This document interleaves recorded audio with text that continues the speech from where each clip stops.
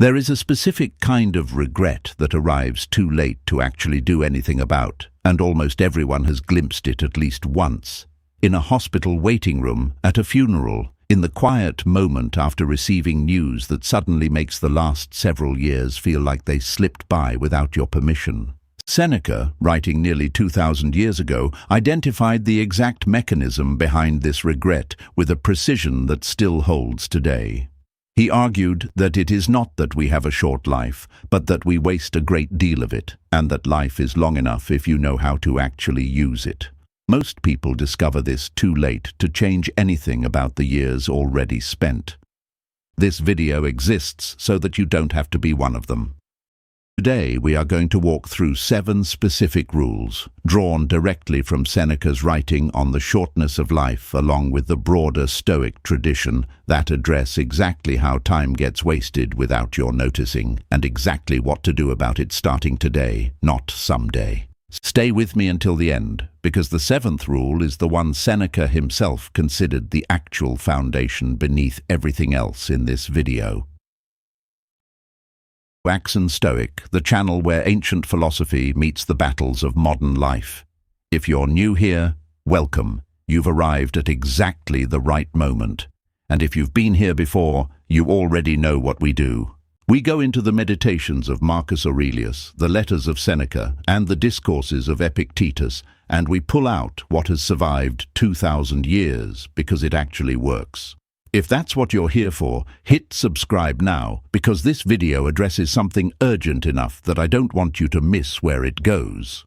Rule 1. Recognize time as your only truly finite resource. Opened his essay on the shortness of life with an observation that remains almost shocking in its directness. People are careful, sometimes fiercely protective, of their money and property, refusing to let anyone take even a small portion of it without a fight. Yet those same people hand over their time, the one truly irreplaceable resource they possess, to anyone who asks for it, without a second thought, as though more of it were always guaranteed to arrive. Because it corrects a fundamental miscalculation almost everyone makes without realizing it. Money lost can be earned again.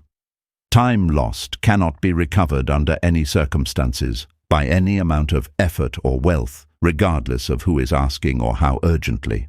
Once you genuinely internalize this asymmetry, the way you allocate your hours changes, because you begin treating each one with something closer to the vigilance you already apply to your finances, rather than assuming, incorrectly, that time is a renewable resource simply because more of it has always shown up before. Exercise worth trying to make this rule concrete rather than abstract. For a single week, track your hours the way you might track spending on a tight budget, noting honestly where each block of time actually went, rather than where you assumed it went. Most people doing this exercise sincerely for the first time discover a considerable gap between their imagined allocation of time and its actual allocation, with significant hours disappearing into activities that, upon honest reflection, they would never have consciously chosen if the choice had been made deliberately rather than by default. Rule 2. Stop postponing life for someday. Observed something about human behavior that reads as though it were written about modern life rather than ancient Rome. He described people who spend their entire working lives preparing to finally live once retirement arrives, only to discover, when that day comes, that the habits of postponement have become so deeply ingrained that genuine living never actually begins, or begins too late to matter as much as it might have. This is the specific trap of treating the present as merely preparation for some better future moment that will supposedly arrive once conditions are finally right. Seneca wrote that the greatest waste of life is not spent in obvious leisure, but in the perpetual postponement of what actually matters in favor of what merely feels urgent today. The vacation delayed for one more year. The conversation put off until a better time, the pursuit abandoned until circumstances finally align. Each postponement feels reasonable in isolation. Together, across a lifetime, they constitute the exact mechanism by which an entire life can pass without the person living it ever quite getting around to actually living it. Aurelius offered a related warning worth connecting directly to this rule. He wrote about the danger of behaving as though you had 10,000 years still ahead of you, noting that death stands over every person at every moment, regardless of how comfortable and permanent the present arrangement of life happens to feel. This is not an invitation to reckless urgency in every decision. It is an invitation to examine honestly which specific postponements in your own life are reasonable, practical delays, and which ones have quietly become permanent, comfortable excuses disguised as patience. Rule 3. Audit who and what you're giving your time. Seneca wrote to his friend Lucilius about the necessity of becoming genuinely selective about the people and activities allowed to occupy your finite hours, noting that most people give away their time indiscriminately to anyone who asks, without ever calculating the actual cost of that generosity. It asks you to conduct an honest audit of where your hours are actually going, rather than where you assume they're going. Many people, when they track this honestly for even a single week, discover a significant gap between their stated priorities and their actual allocation of time. Hours given to obligations that don't reflect genuine values, relationships that drain rather than nourish, activities adopted from habit rather than deliberate choice. Seneca did not argue for isolation or coldness. He argued for intention, for genuinely examining whether the people and pursuits currently occupying your time are the ones you would choose if you were making that choice consciously rather than by default. This audit is worth conducting with real specificity rather than as a vague intention. Consider the handful of relationships and commitments currently receiving the largest share of your available time, and ask honestly whether each one earns that share based on genuine value or simply based on momentum, habit, or an unwillingness to have an uncomfortable conversation about changing the arrangement. Seneca was direct about the fact that this kind of honest audit often reveals uncomfortable truths, and that acting on those truths, while difficult, is considerably less costly than continuing to spend irreplaceable time on arrangements that no longer serve genuine value simply because ending them feels awkward. Rule 4. Practice Memento. Mori as a daily filter, not an occasional thought. The Stoics practiced memento mori, the remembrance of death, not as a single, occasional moment of somber reflection, but as a genuine daily discipline used to filter which activities and commitments actually deserve your finite time. Marcus Aurelius wrote extensively about the brevity of any single human life measured against the vastness of time, using this perspective specifically to correct the distorted sense that time is more abundant than it actually is. Applied practically, this rule asks you to genuinely use the fact of mortality as a daily filter. Before committing to something, asking honestly whether this is genuinely how you want a portion of your limited time spent, given that the total supply is unknown and finite. This is not about morbid anxiety. It is about using an undeniable fact, one that everyone already agrees with in the abstract, as a genuine, practical tool for daily decision-making, rather than a thought reserved for occasional philosophical reflection and otherwise ignored. There is a simple, direct way to apply this filter in practice. Before agreeing to a new commitment, however small, pause and ask a single honest question.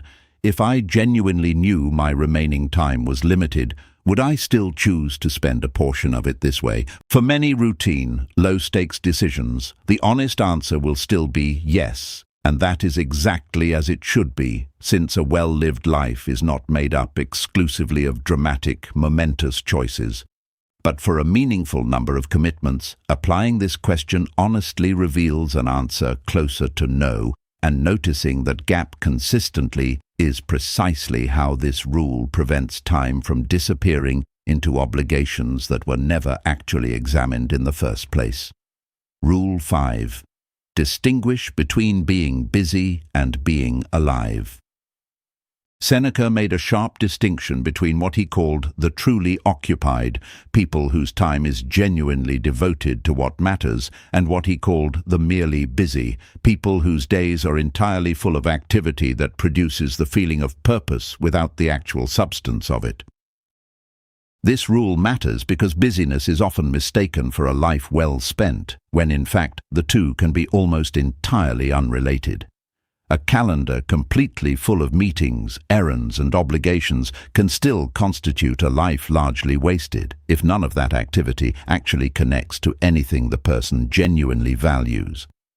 Seneca observed people rushing constantly from one occupation to the next, never pausing long enough to ask whether the accumulated motion actually amounted to anything they would recognize at the end as time well spent. The Stoic corrective here is not to become idle, but to genuinely examine whether your busyness is actually service to what matters, or simply motion that resembles purpose without ever quite delivering it. A useful test for this rule is worth applying honestly to your own schedule.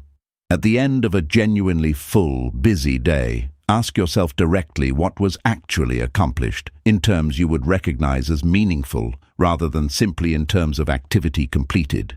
If the honest answer is a long list of tasks handled but very little that connects to anything you would call genuinely important, you have located exactly the gap this rule is designed to address. A day that felt productive by the metric of busyness, while remaining largely empty by the metric of a life actually well spent. Rule 6. Stop waiting for perfect conditions to begin. There is a specific trap the Stoics identified directly, worth naming as its own rule, because it accounts for an enormous amount of wasted time across an average life. The belief that meaningful action should wait until circumstances are sufficiently ideal, until more information is available, until the timing finally feels right. Aurelius wrote about the danger of endless preparation replacing actual action, noting that a person who is always getting ready to begin, rather than beginning, has effectively chosen postponement disguised as diligence.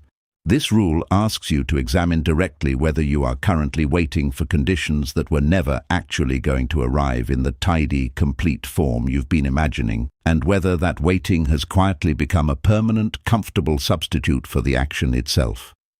The Stoics were not advocates of recklessness, but they were clear that waiting for perfect conditions is one of the most reliable ways an entire life gets spent in preparation for a beginning that never actually occurs.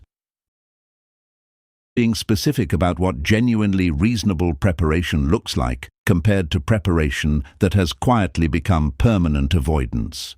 Reasonable preparation has a defined endpoint and a clear, honest reason for its duration. Avoidance disguised as preparation tends to have neither. The goalposts for what counts as ready keep moving, and the actual timeline for beginning keeps extending without ever quite producing a clear, honest account of what specifically remains before the real work can start. Naming this pattern honestly in your own life, wherever it currently exists, is the first genuine step this rule asks of you. Rule 7. Treat each day as complete in itself. Arrived at the final rule, the one Seneca himself considered the actual foundation beneath everything else in this video. He wrote to Lucilius about the practice of treating each single day as a complete, whole unit of life in its own right, rather than a mere fragment of some larger, uncertain future that may or may not ever fully arrive. It reframes the entire relationship between the present day and the life you are trying to build. Rather than treating today as simply a means toward some eventual future payoff, this rule asks you to engage with today as sufficient and valuable on its own terms, genuinely lived rather than merely endured in service of something still to come. Seneca argued that a person who has genuinely mastered this practice approaches even the prospect of an unexpectedly short life with equanimity, having, in a meaningful sense, already lived completely, rather than feeling as though something essential remains permanently unfinished. This is the actual foundation the previous 6 rules depend on. Time as finite, refusing to postpone what matters, auditing your associations, practicing memento mori daily, distinguishing busyness from genuine living, and refusing to wait indefinitely for perfect conditions. All of it becomes considerably easier once today itself is treated as a complete, sufficient unit of life, rather than simply a rehearsal for some better day, still waiting somewhere in an uncertain future. Bringing it all together. What we've actually built today, 7 rules. Recognizing time as your only truly finite resource, refusing to postpone genuine living for someday, auditing who and what receives your time, practicing memento mori as a genuine daily filter, distinguishing busyness from actually being alive, refusing to wait indefinitely for perfect conditions, and finally, treating each day as complete in itself. That together address the actual mechanisms by which time quietly disappears across an entire life, often without the person living it ever fully noticing until it's too late to recover what was lost. These 7 rules ask you to live in constant anxiety about time running out. The Stoics were remarkably clear that this kind of anxious, morbid preoccupation with mortality misses the actual point of the practice entirely. What they offered instead was something closer to clarity, an honest, undistorted view of exactly how much time you actually have and exactly how it has been getting spent, so that whatever time remains can be allocated deliberately according to values you've actually examined, rather than by the quiet accumulation of habit, postponement, and unexamined obligation that consumes most people's years by default. It's worth noticing something these 7 rules share once you look at them together rather than one at a time. Each one addresses a different specific mechanism by which time disappears without deliberate consent, through miscalculating what is actually recoverable, through postponement disguised as patience, through indiscriminate generosity with your hours, through forgetting the undeniable fact of mortality until it is too late to act on it, through mistaking motion for meaning, through waiting for conditions that were never going to arrive, and through treating today as merely preparation rather than a complete life in itself. In every single case, the actual waste was never really about a shortage of time itself. Seneca was explicit about this from the very opening of his essay. The waste comes from misusing the considerable time that was actually available, not from an inherently insufficient supply of it. Here is your challenge for tonight, not 7 challenges, just one. Look honestly at these 7 rules and identify the single one where the gap between how you're currently living and how these rules describe living is widest. Spend real time tonight considering what one specific concrete change you could make tomorrow based on that single rule, because tomorrow, unlike the vague someday most people are quietly waiting for, is an actual day you will genuinely have.